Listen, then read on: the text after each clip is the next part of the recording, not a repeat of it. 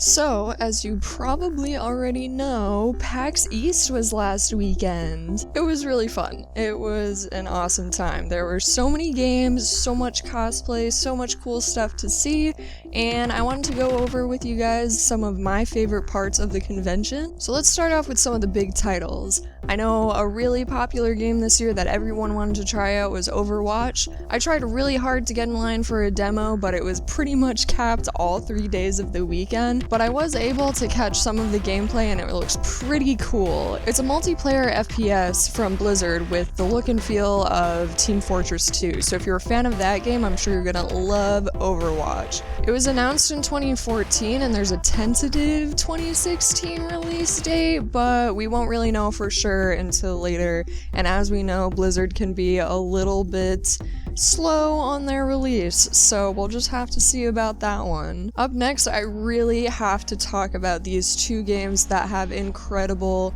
graphics, and I'm sure that you've heard plenty about both of them, and those are Final Fantasy 15 and The Witcher 3. The hyper-realism in both of these games is absolutely crazy, and if you haven't seen trailers or gameplay videos for either one, I really suggest you check them out. I know IGN has some cool gameplay videos for both of these games, and they are definitely worth the watch. I wouldn't be surprised if either of these have a frame rate issue in the near future though, because they are super intense with graphics. I know personally I will not be able to play either of these on PC. They will definitely require either a console or an insane PC build. So hopefully you guys have equipment like that at home if you're hoping to try out either of these games. Witcher 3 will be released on PC, PS4, and Xbox One on May 19th. So that's coming up real soon. It's going to be a little bit more of a wait for Final Fantasy 15. No official release date on that, but I will keep you posted. One game that I did get to demo was Halo 5, and I gotta say I wasn't super impressed by it, but it is Halo, it is new, there's some cool online play, and a lot of new maps. If you're into Halo, then check it out, I guess. I don't know if I'll be buying it, but the demo is definitely fun. I heard that there's some new features going to be implemented into this game, but personally, it's not enough for me to buy the game myself. Although I do miss multiplayer online Halos, so maybe that will be enough to push me to grab it. Riot surprisingly did not have a booth this year, but as always, there was a huge League of Legends presence. So much League of Legends related cosplay, and in the swag bags every day you got a Vel'Koz skin, and if you played League of Legends at the PC gaming area like I did, they were giving out free Kayle skins, so I do feel like my League itch was scratched a little bit, although it was surprising and a little bit unfortunate to not see a huge Riot booth, but there was plenty of other stuff going on where I didn't find myself missing it too much.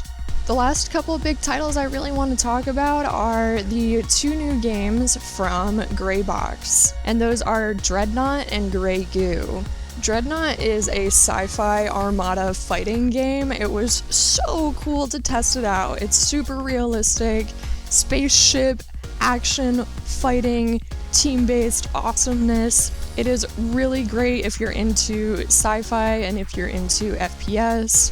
It might feel a little bit slow-paced just because of the nature of the spaceship movement, but for me and my friends, it was a total blast. It's basically Battlestar Galactica in real life, as close as you can get at least. Dreadnought will be free to play, although the official release date has not yet been announced. However, Grey Goo, the other game by Greybox, is currently available. Seems like a really cool RTS based on Grey Goo, my personal favorite Doomsday scenario.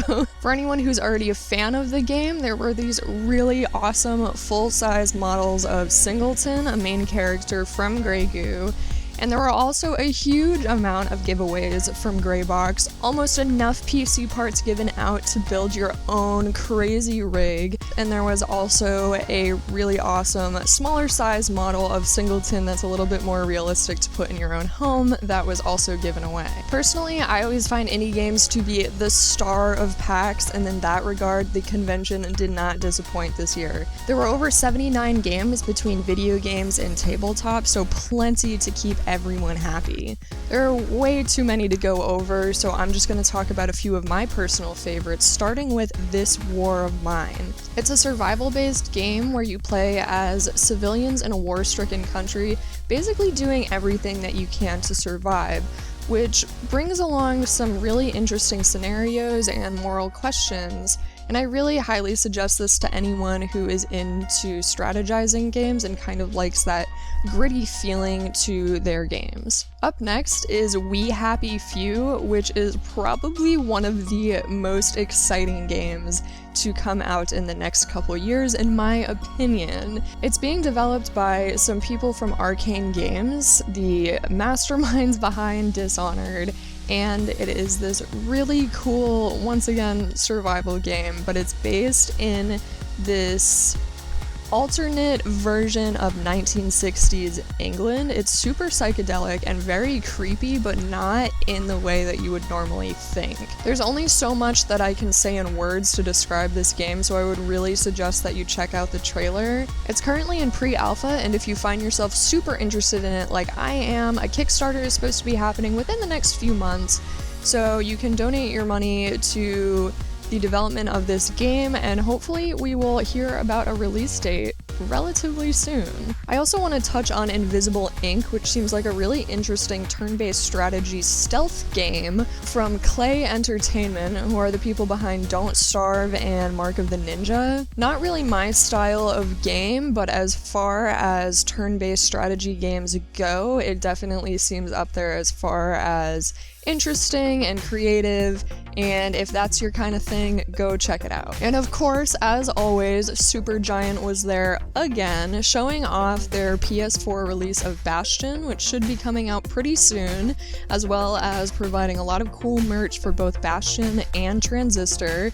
And my favorite part was the life-size Kyle Hammer model that you could take a picture with over a green screen. Totally free, totally awesome, and I was so excited to see Supergiant there again this year, really repping their awesome indie games. And last but not least is this amazing game, Grim Dawn, and I am so excited to play. I have already bought it, even though it's in early access, and I don't usually buy games in early access, but I played the demo, and I talked to some of the people there who were on the development team, and it just got me so pumped to play this with my friends. So Grim Dawn is basically an ARPG that's really similar to Torchlight and Diablo, or at least that's kind of the feel that I got from it, but what really piqued my interest was the extremely customizable gameplay. I think anyone who's into ARPGs, whether you played Torchlight or Diablo or whatever your ARPG of choice is, you'll be super impressed by this aspect of the game. There are 5 classes, and you have the ability to combine 2 classes, which is super unique. There's also no restrictions on item usage, so any class can use any item, and it really opens up a lot of opportunities for different gameplay styles. Of course, there is online multiplayer capabilities for this game, so it just adds to the fun that you can play it with your friends.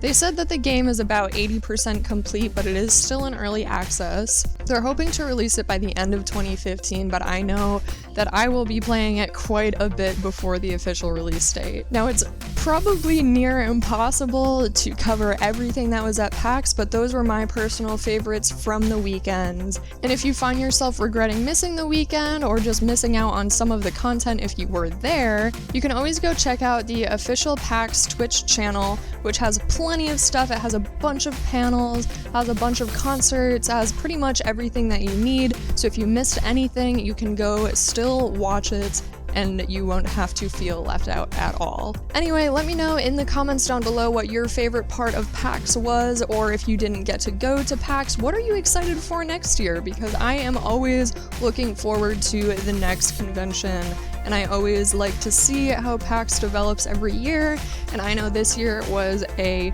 huge satisfaction for me. I had so much fun, and I hope that you guys had a lot of fun too, or at least you're getting to enjoy the online coverage of the convention if you didn't get to go. Thanks for watching, and I will see you next time.